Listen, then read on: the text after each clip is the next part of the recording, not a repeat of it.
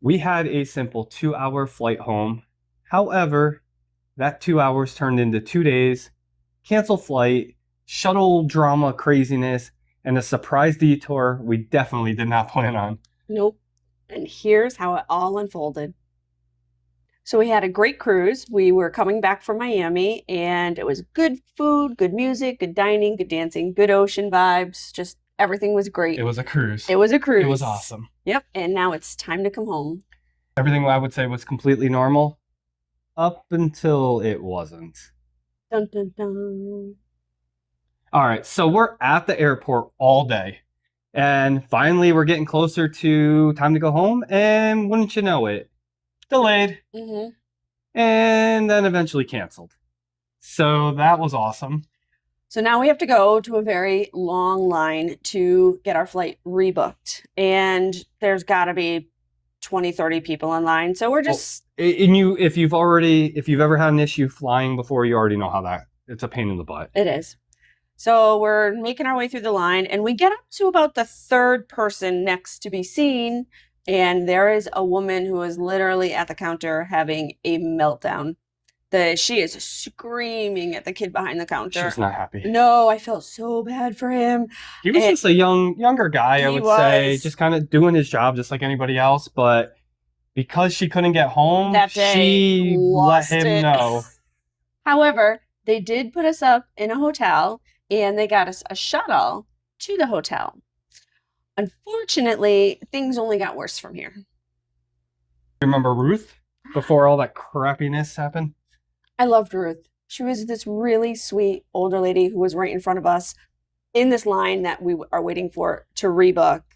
And when we realized that none of us are getting back home to Myrtle Beach, she kind of was really nervous, right? I would say almost not spiraled, but you could see the nervousness. I don't know how to say it. The nervousness. You could see it on her face. Yeah. So Mark pretty much just jumped right in and helped her. You had to rebook online. You had to go on your phone. You had to pick out which shuttle. They gave you a list of hotels. You had to pick out your hotel. You could tell she was super overwhelmed. And if I remember right, she didn't travel a whole lot. And she certainly had never come across anything like this. Yes. So we actually ended up adopting her. So we're on our way to go to the shuttle. And once we get on, there's about 6 of us that had left the airport that were all heading back to Myrtle Beach that got delayed, canceled, and rebooked. Okay. So we have this little group now that we formed.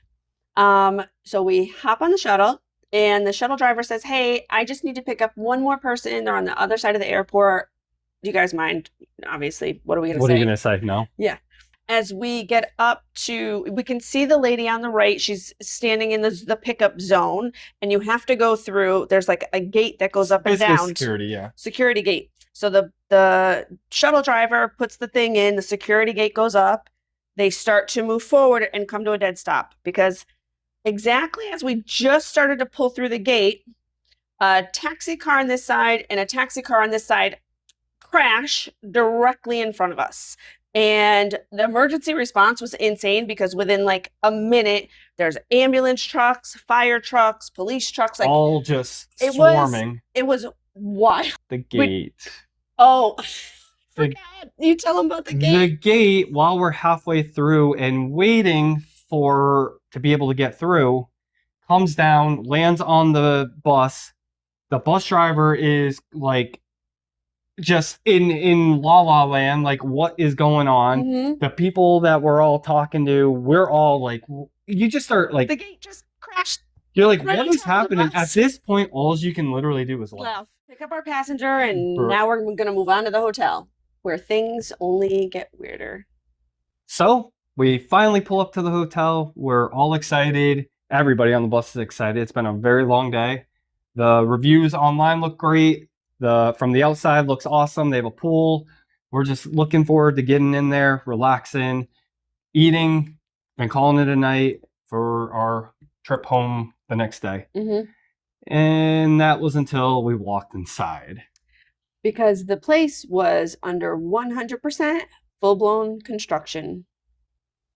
Of course it was. Of course it was.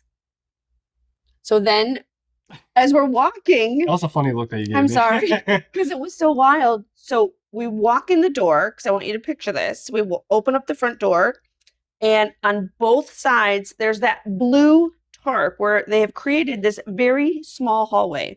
Blue tarp going all the way down the hallway. There is huge, long wooden boards for us to trip over. There's cords and wires plugged into walls everywhere for heavy duty machinery that they're using to chop up because it's covered and everything is covered in sawdust. It almost looked like a war zone. It was scary to walk into. We couldn't believe that this place was actually open for people to stay into. And then to top it all off. Well, no wonder the airport sent us there, because they got a good deal on it, apparently. We finally do get in. Check-in was a shit show as well, just because why wouldn't it have been? We head to the elevator to go to the next floor up, and we open it, and it's like the elevator from hell. This is a scary looking elevator. It's got all like, I don't remember what color it was, brown or black paper all throughout the elevator. You couldn't actually, it didn't look like an elevator. There's no walls. Yeah. Pretty much, it looked like a Freddy Krueger movie type scene that was about to happen. Like, if we take the elevator, he's going to come out of somewhere and freaking grab us. The next morning, we woke up thinking, today's the day, we're going to make it home. Until they decided to send us from Miami all the way to New Jersey and pass right over Myrtle Beach. So we ended up going like 600 miles past. For, if you think about it, you're Miami, New Jersey, we're supposed to be like here. So our 2-hour flight turned into basically a tour of the East Coast. So they sent us to Atlantic City, New Jersey, which we found out happens to be the teeniest, tiniest airport you could imagine. It literally had one restaurant, one newsstand, one coffee donut shop, and that was it. Yeah, there was nothing else to it. Nope. 6 of us, the little crew that we had created, and we were there for hours. I don't know, like 6 hours, 7 hours. It was a while. And it actually ended up being one of the nicest parts of our trip home. It really was a silver lining. We all got to sit and talk and share stories and talk about this crazy travel adventure we've been on. And we even found out that the people that we were all surrounded with were part of a family of reality TV stars. So yeah, like what you don't know, right? So it really made it nice for us. Yeah, enjoyable. It made it enjoyable. Like Heather said, silver lining. Yeah, even when things get crazy and things don't go your way, I think it's all about how you treat people and how you we just roll with the punches. I mean, at the end of the day, that's what we've been doing for forever. You got to roll with the punches, because life is going to kick your butt, and depends on how you want to roll with it. So 2 days after what should have been a 2-hour flight home, we finally make it home, and no dramatic stories or anything. We just kind of got home, dropped our bags, and we finally just were able to take that sigh of relief. We made it. Some trips go smoothly and sometimes they don't. And once things go sideways, the only things that we can control are our attitude and how we treat other people. At the end of the day, we just try to be kind, laugh, roll with the punches, and at the very end of the day, what matters to the two of us is creating memories, and memories that will last for forever.